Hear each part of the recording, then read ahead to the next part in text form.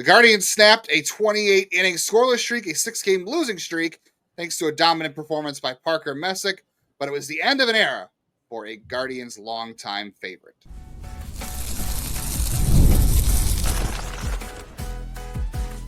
You are Locked On Guardians, your daily podcast on the Cleveland Guardians. Part of the Locked On Podcast Network, your team every day. Welcome in on to another episode of Locked On Guardians.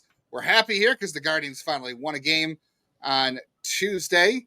But this is Locked On Guardians, our favorite half hour of the day. I hope it is yours too, because for the next half hour, we're covering your Cleveland Guardians from the majors, the minors, the draft, and everything in between. And we do it every day. The only podcast to do it every day on Locked On Podcast Network. Your team every day. I'm Justin Lada.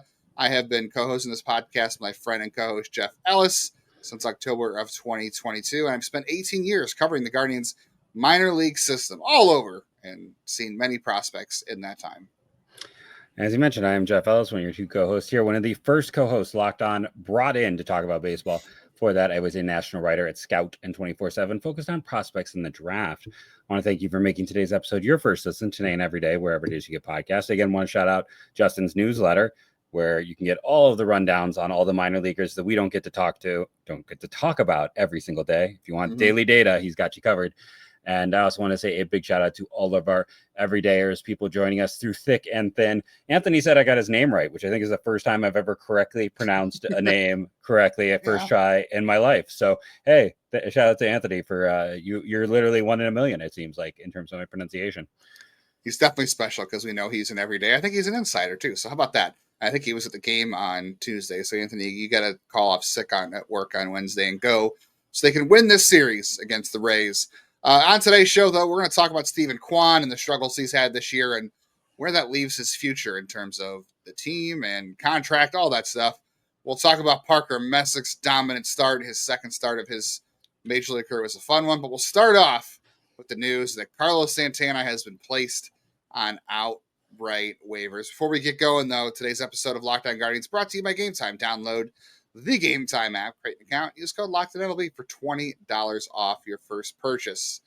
Honestly, we just had this discussion yesterday, too. We were talking about who should play more. Should be Santana or Fry, because Manzardo and Kayfus need everyday at-bats. And turns out Stephen Vogt listens to me more, Jeff. Sorry. So I think it should be neither at this point. Front office. Well, yeah, but if we're looking forward, it's Fry and not Santana. So they put Fry on outright waivers. So this Santana. Santana. Yeah, I guess I was doing that for you. But how this works is now teams have 48 hours to claim him. It goes in reverse order of record, and anybody who claims him picks up his full salary. Jeff will give you those details in a second. If he goes unclaimed, he can stay here, and the Guardians can decide what to do with him next. I don't know if somebody will claim him or not, but I think this is the right move. I know it's unfortunate, but look, everybody and the parties, both parties had to admit this didn't work out the way they wanted. And it's not all Santana's fault in any way, because a lot of things went wrong this year. It's not like Carlos Santana is the sole reason this team has not met expectations this year. He just, the team banked on 39-year-old Carlos Santana having one more good season than him, and it turns out he only had one good month. But it's a bummer to see him go. He provided some leadership if he does get claimed and go somewhere else. But this is the right move to me, because A, he can go to contender if someone wants him. B, it saves them some money. I'm not saying that's a great thing, just because we don't want to sit here and say that, this team, all they do is care about saving money, because if they do save that money, it better be put back into the team. And number 3, again, this frees up Manzardo to play first base, Kayfus to play first base, and you could still work David Fry in. And I have no idea who comes up for Santana. We'll discuss that in a little bit, but bummer to see it happen the way it did. I hate that's how it ended for him in this franchise, but it's the right move. Yeah, I don't have an issue with it. I know people are going to be shocked. Listen, I love Carlos Santana. I think while he's being cut, I'm pulling up my numbers here in my hand. Like, he's a future Guardians Hall of Famer, 5th all-time in home runs, 11th in games played, 10th in total bases, 2nd in walks and strikeouts, both behind Tommy, 10th in runs created, 15th in WAR. A guy who was asked to do a lot at a lot of different points of time. They took a gamble on age for a lot of players, and I think right now their best free agent signing was far and away Jake Junis. That's where it is. But in this particular situation, I agree, but here's the thing: I still don't think Fry should be playing because he's been really, really bad. I'm gonna walk back some of my earlier statements. Fine, go get Valera, but go get someone. He's probably the only interesting guy in terms of a AAA outfielder, so I'm fine with that. But I'm always gonna throw out the cream Garcia. Man, I lost the word I wanted. Not legacy. I guess we can call it his legacy, or not allegory, but either way, like that. With this little left in the season, nothing a player really does proves anything. But in terms of where he should go, he's owed about $2 million. The Cincinnati Reds are currently 30th in production for a first baseman against left-handed hitters or left-handed pitchers with a 38 WRC plus there. The Reds are trying to contend. Tito knows him. He would be a defensive upgrade. And Spencer Steer is another one of those guys. How much in the last few months have I talked about this idea that like a lot of guys have one good year? Spencer Steer has been above average once in his career. He's a butcher at first base. He's getting a lot of their at-bats. He's a right-handed bat, so he should be doing better against lefties. He's not, though. So I think there's a world where he makes a lot of sense to Cincinnati. Seattle is also down there, but they trade for Naylor, and Houston, but they're paying a lot of money to Christian Walker, so I don't think that makes as much sense. But those teams could all be teams that I think would consider him. Maybe even Seattle views it as the right move and it shifts him to first and Naylor to DH. Who knows? But I do. Here's the thing: going into next year, your first base and your DH should be Kayfus and Manzardo. Like that should be the thing. So let's put those two in those roles, run them every day, and then that opens up right field. I'm at this point now: Kwan, Schneemann, and whoever. Like, if it's Valera, that's fine. Like, he's probably the most interesting outfielder. I know this is a massive walk back for me, but if you're going to cut him, that's where I am in terms of running with this team, with its setup for this point in time. Yeah, I mean, the next thing is they have to move on from Nolan Jones. There's no point in continue to move on with Nolan Jones either. Manzardo has to play first, too. I mean, we both know that Manzardo is not a good defensive first baseman. I don't know that he'll ever be a good defense. Yeah, I don't know if he'll ever be, but you want to know what, at this point in the year, you need to play him at first base because you've got to find out if he can do it, or if he's going to do it, or if he's a future DH. Like, the time is now to do that. Have him play first base. Obviously, we know Kayfus can play first base. He doesn't need 20 more reps at first base. We know Kayfus can play first. He's good there. He's better than Manzardo right now there. So it's important for Kayfus to continue to get outfield reps because that's where he might be needed, or at least he needs to grow a little more and get more reps. So you can always DH Manzardo. You can always DH Kayfus whenever if you want to, give guys a half day off or move them around. But having Manzardo at first and Kayfus and right allows you to keep DH open for the time being, and you can rotate in David Fry if you need to feel like you need to get him reps to get him back to where you want him to be. I don't know if it'll be this season, but long term. And you can bring up a George Valera and rotate him in, or whoever it's going to be. Like, I don't know who it's going to be at this point. And that's if somebody claims him. If nobody claims him, Carlos Santana stays, and then I don't know where we go from here. Well, then he gets cut. Then he's just outrighted off the roster. Yeah, he'll be off the roster. Yeah. So, and again, I just hate that it had to end this way. It's the right move. It just stinks. Like I said before, it's just, this is not. I mean, did Santana play well this season? No, he didn't. He played one good month offensively. He obviously is good defensively. There is a leadership component there. But they just, he wasn't playing. So this gives him at least a chance to go to a contender, and it opens up a spot somewhere on the roster. If he's off the 40, that does give you an open spot to add someone like a George Valera. However, Ben Lively, John Means is nearing the end of his rehab, so he can come off the 6-day IL too. So you could also use that open 40-man spot for him too. But then again, they have to send somebody down because you can only have a certain amount of pitchers. So I'll be interested to see what they do in terms of calling him up, because I think Nolan Jones also needs to be the next guy to go, and you can do that with a little less fanfare because Santana spent a long time here. Santana, by the way, started off at catcher. Obviously, wasn't a good defender. Got hurt early on. Didn't want to be a DH when Nick Swisher came here and Brandon Moss came here, so he offered to play third. Obviously, it didn't go well, but at least he tried. Played the outfield in the World Series. He became a good defensive first baseman. He became a team leader, became the leadoff hitter. He's done countless things for this organization, and, wish him well. And it'll be fun to see him back when they celebrate his entrance into the Guardians Hall of Fame, among other things they'll do in the future. All right. The future, though, of the pitching staff is right now, and it is Parker Messick. We'll talk about what other players he's entered company into in his second start coming up on the rest of today's Locked On Guardians. Perhaps you want to get to the ballpark today. There's nothing like catching a ball game live, energy, crowd, the chance to see your team in person, maybe even win a series. Getting tickets, we know that sometimes is the tough part. Queues, login screens, surprise fees, a lot of apps that just give you a hard time. That is not the case with Game Time. It is an easy-to-use app that gives the advantage to all the fans who are looking to go to games, and it's backed by the Game Time guarantees. You're always going to get 100% authentic tickets delivered on time. You're going to get the best price, and we know the tickets to any game, any event, goes down right before it starts. So you can check on Game Time to keep up to date with all of that, and they'll tell you exactly where the best deals in each arena or stadium is. Download the Game Time app, create an account, use code LOCKEDONMLB for $20 off your first purchase. Terms apply, and again, that is promo code LOCKEDONMLB for $20 off. Swipe, tap, ticket, go. Download Game Time today. The NFL season, it is almost here. It is basically here. The FanDuel is making sure you're ready for kickoff with a can't-miss offer. Right now, if you're a new customer, you can bet just $5 if your bet wins, and you're going to get $300 in bonus bets to use across the app. This is one of the best deals I've ever seen from FanDuel, honestly, or any of our partners. You don't really often get that much money if your first $5 bet wins on anything. So go in, find yourself an easy bet on there, give yourself something with easy odds, and put the $5 down if you're a new customer, and enjoy that $300 and have a little bit of fun, whether it's college or the NFL or MLB, all that kind of fun stuff. So if you're ready to play, download the FanDuel app by visiting FanDuel.com to get started. That's FanDuel.com to place your first $5 bet.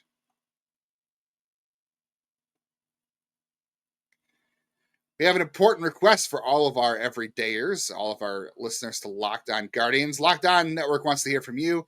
Put together a survey about all of our listeners, and it's going to make your favorite podcast, including this one, better. It's your chance to tell us what you like, what you don't, answer some questions about our advertisers. Go to LockedOnPodcast.com/survey to get started. Everyone who completes the survey, you're going to be entered a chance to win one of 10 $100 gift cards by Amazon. Again, that is LockedOnPodcast.com/survey. And you can find the link in our show notes. Thank you for helping Locked On Guardians grow and get better, as well as the Locked On Podcast Network. All right, Jeff, I know you didn't get to watch a ton of the game on Tuesday, fortunately, I mean, you had a family birthday, which is always good. Parker Messick, though, I will say you missed on a good one. I was joking. So me and my wife and my in-laws were at the game on Monday night, and I said it'd be nice to have like a nice 3-0 shutout and a 2-hour, 10-minute win. And because my wife is a teacher as well, and she gets up early and she goes to bed early. So it's like a nice 3-0 shutout win in 2 hours would be fantastic. And what do you know, Jeff, I was just a day off about that. That's exactly what happened. Now, Parker Messick didn't go to the distance, but he was even better in this start than he was in his start against Arizona. And this is a Rays lineup that's pretty decent, by the way. Like, they've got some really good weapons in that lineup. Chandler Simpson can get on base and turn a single into a double or a walk into a triple. We saw what Junior Caminero can do. Maybe we'll have the Junior Caminero conversation again tomorrow. I don't really want to. Yandy Diaz, we know what he can do. Josh Lowe, Brandon Lau. They've got some really good hitters over there. And he attacked all night long in this game. Didn't walk a batter. And the things we talked about for Parker Messick at the minors were he's got to be efficient. He's got to avoid the walks. He's got to get deeper into games. Well, guess what? In his first 2 starts, that has not been an issue. His fastball was extra special on his next start here on Tuesday. Fastball velocity was only 90-94. It wasn't like anything special there, but 8 whiffs on 19 swings, 12 called strikes. Guys were having a hard time with the fastball. The changeup got plenty of swings and misses. He threw his slider for strikes. He threw the curveball for strikes. Got a couple whiffs on the curveball. That was just a special start. And it got me thinking, we didn't talk about it after his debut, but it got me thinking, what other pitchers do you remember, Jeff, that have had a good first 2 stretch like Parker Messick to start his career like this? Jeff has nobody in mind because he's on mute. So Jeff, Cody Anderson comes to mind. I can't believe that's the name you brought up, because you want to know what? I went on. I got a subscription to StatHead on Baseball Reference just because I wanted to dig more stuff. It is useful. That's very much so. That is one of the guys I pulled up. Yeah. Cody Anderson went seven and 2/3 shutout innings in his first career start against Tampa Bay, by the way. And his second start also came against Tampa Bay. He went 8 innings and allowed 1 run.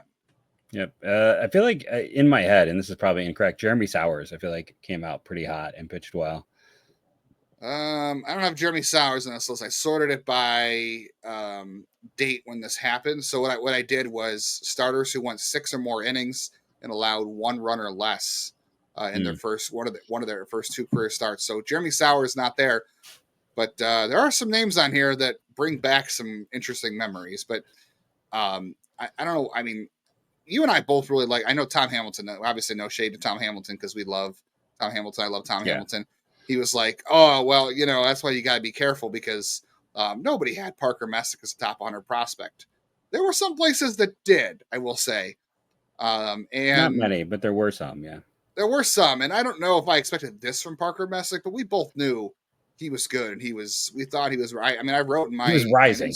He was rising. Yeah, I mean, we talked to him back in spring training. I mean, he started the breakout game for them. He started the futures game for MLB this year for the American League squad. Like, this is, I mean, is he better than we thought for his first 2 games? Sure, because you never expect rookies to come up and be this dominant. But, I mean, this is, Danny Salazar's first start comes to mind. Tristan McKenzie's first start, remember against the Tigers in the pandemic year where he struck out 10 and I know he struck out Miguel Cabrera.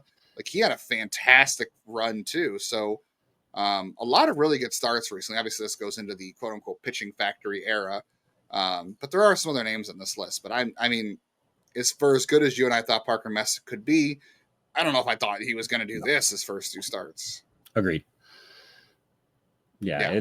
You want some other names on this list too? After you go? Yeah, I'll just say very quickly. It's like it is very small sample. So I know people always say that I'm a buzzkill, but the one thing it does is it makes you feel better about starting pitching depth, which again, you can never have enough of it, but it also might be their best way to add help this offseason. So he didn't allow a lot of hard contact. I mean, he faced 25 batters. He only allowed 4 hard hit balls. Like, that's pretty good out of 25 batters faced. But yeah, I mean, he's really doing a lot of work, and I just love how he pitches because he is quickly getting the ball back. He's ready to fire. He's keeping hitters off balance. And he's attacking the strike zone. He's like, you know what? If you hit it, you hit it. I'm going to trust my defense. And if not, I'll come back and I'll make a better pitch next time. He literally is hitting his spots right now, and he's efficient. That's so much fun. So other names, Jeff, you might find interesting on this list. So we have Parker Messick. Gavin Williams was the last pitcher in this organization to have a similar debut. Would not have thought of that. Yeah, his second start against the Kansas City Royals in 2023, it was 7 shutout innings. Before that year was also Logan Allen, who went 6 innings of 1-run ball. Peyton Battenfield that year, we both really liked him. He went 6 innings, 1 run in his first career start against the Detroit Tigers as well. McKenzie, Aaron Savali, by the way, did it twice. His first 2 career starts went 6 innings, 1 run or less. Zach Plesac is on the list too. So the last 5 years or so have been really good in terms of how they do this. 6 starts. There's Cody Anderson. There's Danny Salazar. How about this? Genmark Gomez in one of his first career starts, 7 innings, 2 runs. I do remember that. 2 unearned runs at that, actually. I don't remember that at all. I do. I was not a big Genmark Gomez guy. He was the least viewed the least of that Latin trifecta with Calvin De La Cruz and Hector Rondon. And the funny thing is, most people liked De La Cruz the most, and then Rondon got hurt, but both Rondon and Gomez became okay starters. It's kind of Rondon became a closer because he couldn't stay healthy. I'm sorry, I meant to say closer, but Gomez became a closer for the Pirates too. For a little bit, yeah. How about this one? This is one you'll know because I think you already graduated college at this time. You were long graduated college, but Scott Lewis of Ohio State fame, right? He also had a good start to his career. Did we have some? We might have had a little. I can't remember when he left. Yeah, he just couldn't stay healthy. Yeah, he couldn't. Well, yeah, he literally his second career start. I think that was it for him. Like he Or no, maybe I'm thinking of somebody else who had the second No, first start. he and I were at overlapped at Ohio State. Yeah, 100% Oh, overlap. there you go. He Look was, at that. And then I mean, I was a year older because unless he was a senior, I'm not sure if he was a senior or not. I think he was only a junior when they took him, but I graduated in 04. He was drafted in 04. I thought him, Lewis, and Swisher and I all overlapped at Ohio State. There you go. Hung out, partied. I'm kidding. One more for the road. Roberto Hernandez, before he started blowing every save opportunity in the month of August, he made his debut in April of 2006 and threw 6 innings of 1-run ball. By the way, also on this list, Louis Tiant, Sam McDowell. So also some good names on the list. For some of the names we talked about that were kind of goofy, some good names on the list as well. So shout out Parker Messick. Go back and listen to our interview with him from March if you haven't already. All right. We promised some Steven Kwan talk. This might get a little negative. Just going to warn you right now, but I'm going to say that Steven Kwan has cost himself some money, and I think Steven Kwan is guaranteed to be with the Guardians in 2026. We'll talk about that coming up next. First, let's talk about our friends at Upside. We love Upside. Come on. It's a favorite prospect term, Upside. Hey, Guardians fans, are you still paying full price for gas? Stop leaving money behind. Get real cash back every time you fill up with the free Upside app. Simply download the free Upside app in the App Store or Google Play right now and start earning cash at the pump. Use my limited time promo code season and get an extra 25 cents back per gallon on your first fill up. I mean, it's worth it just for that alone. You could make up to $300 in a year just from buying the gas you already need. At first, I thought this was too good to be true, but it's totally legit. Real people are getting paid just to make their daily commutes, and you can too. Plus, you can cash out anytime to your bank account, PayPal, or an e-gift card for Amazon and other brands. Don't let this offer drive on by. Download the free Upside app now using my limited time code SEASON for a limited time 25-cent per gallon bonus. That's promo code SEASON. Disclaimer: offers vary by user and location. Go to upside.com for terms and conditions. All right, so Steven Kwan did not get. He got one hit. He got a hit, one of the 3 hits. I mean, Cleveland was no hit for 8 out of 9 innings. So. They were, yes, they were. They got 3 hits in the first inning. They scored runs on those 3 hits. I mean, Manzardo also, or somebody worked a walk. Was it Kayfus? It was worked a walk. Fry worked a walk because it was Kwan had a hit, Manzardo had a hit, and Rocchio had a hit. So Kayfus and Fry both worked walks. Yeah, and then so Rocchio had the other hit. So yeah, a lot of good BABIP luck. But Steven Kwan's ball was hit relatively hard. Let's see, that was if I can find it on here. It was some of the hardest hit ball he had of the night happened to be an out. So that's not great for him. 97 miles an hour off the bat. -3 launching. Well, not great, but still had expected batting average 340. So that broke a pretty ugly slump for Steven Kwan. He is still hitting 271 and an OPS of it was 700. 37 WRC plus tonight in spite of that. And a caught stealing on top of it. Yeah. So I think Steven Kwan is 100% going to be back in 2026. Yes. I know a lot of people think that, they tried to trade him at the deadline and now they're going to try to trade him in the offseason. I got to be honest. I don't think any of those trade offers that you thought you were going to get are coming in this offseason because teams already knew this. I don't think any of those trade offers came. Well, yeah, that's exactly why he's still here. Yeah. Right. So that's exactly why he wasn't traded at the deadline. And this is at least the second year in a row for sure, where we've seen him have a hot April or May. He was hurt in May of 2024. It's third. I've dated it. It's the third year in a row. Okay. Yeah. I thought 2023 he was like average. He's declined 3 years across the board. So he gets off to a hot start every year and then fades. I don't think any team is going to give the Guardians what they want for Steven Kwan. And we know how the Guardians are. They're not going to sit there and say, well, we'll trade him while his value's lowest. We'll take what we can get. No, that's not what the Guardians do. They always set a value on a guy and they always meet it. Like Aaron Savali. Like remember we talked about how they wanted to trade Shane Bieber in 2023 and they were supposed to get Manzardo and more.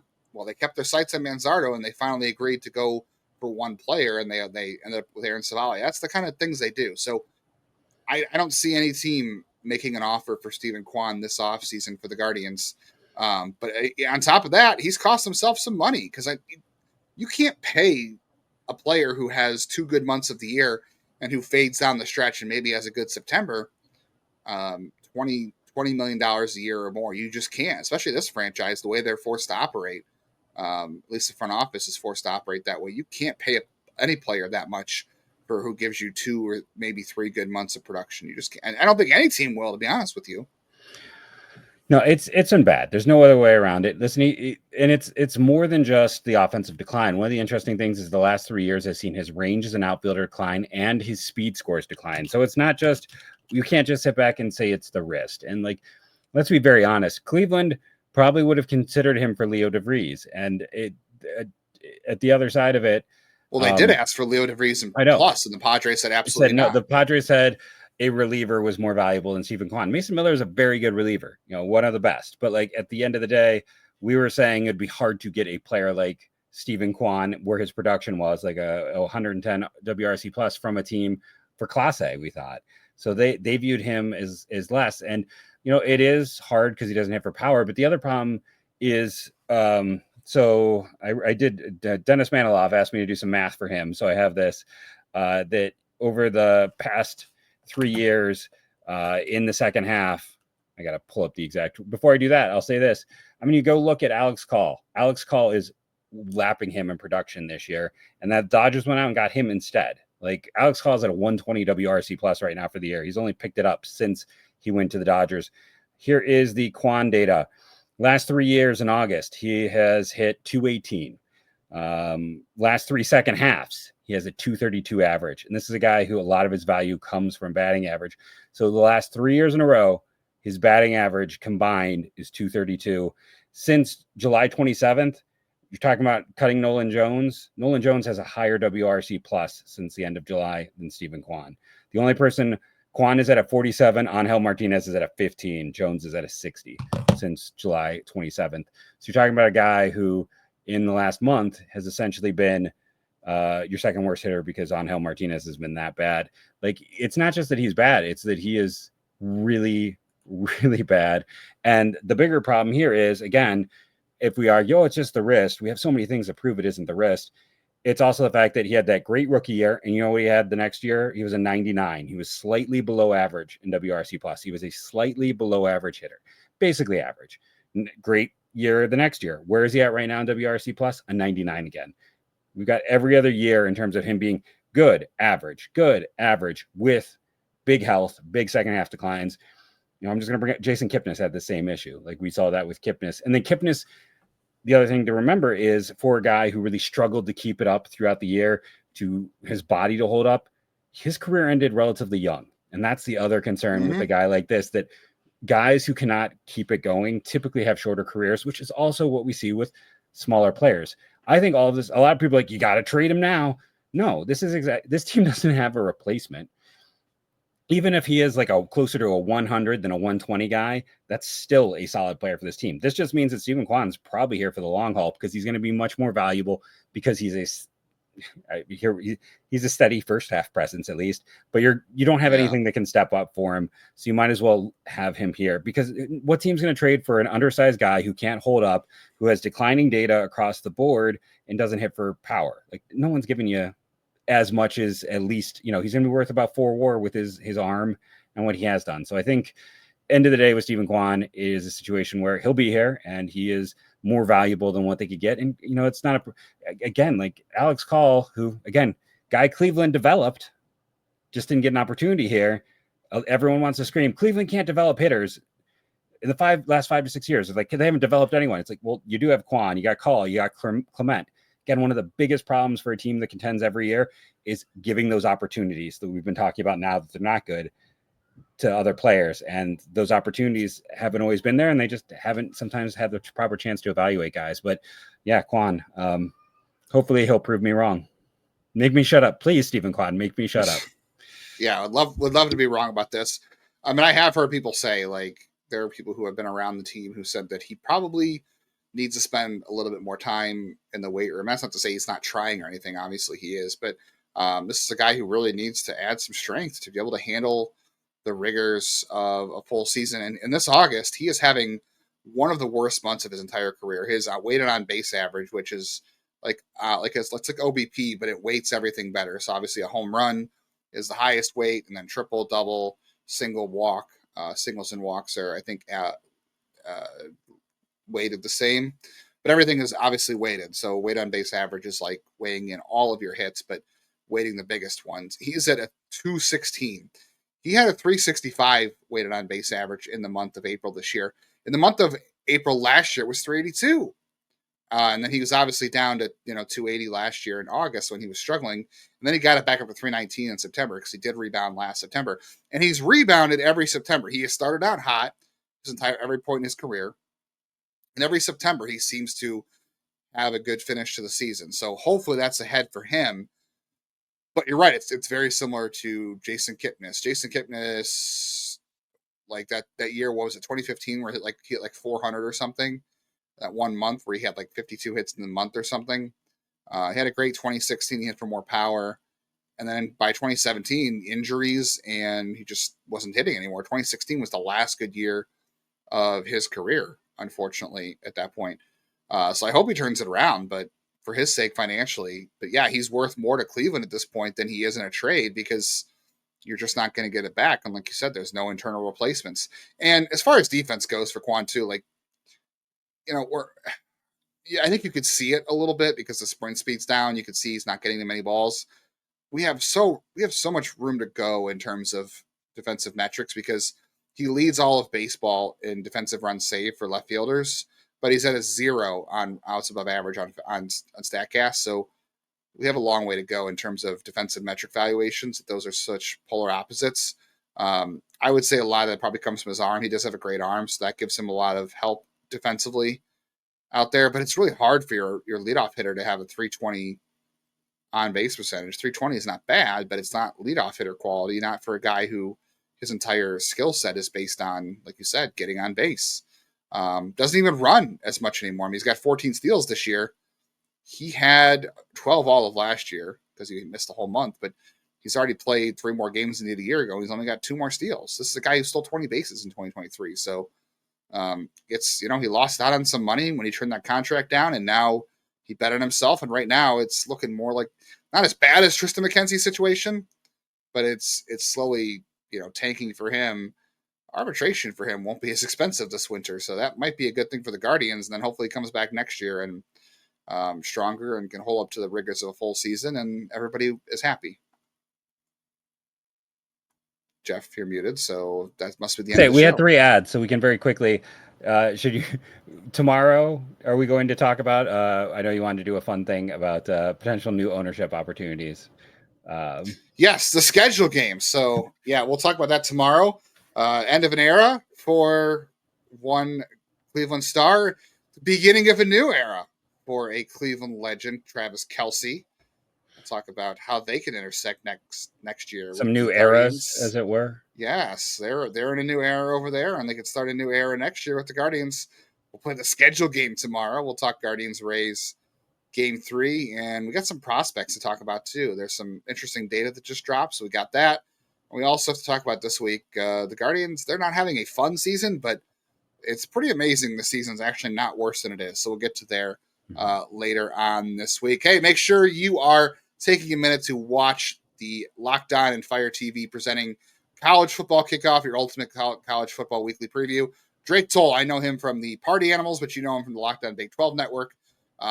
Conversation alongside Gary Patterson, former TCU coach, and former college star Jesse Holley, Locked On's local experts. College football preview, only Locked On can do. Catch College Football Kickoff every Thursday throughout the season, only on Fire TV. And again, I want to thank you all for joining us. Remember to rate and review, download daily, it helps. And Justin, we're running out of time, so we can't have our special guest join us today, unfortunately. But tune in next time for that. And go Guardians, go.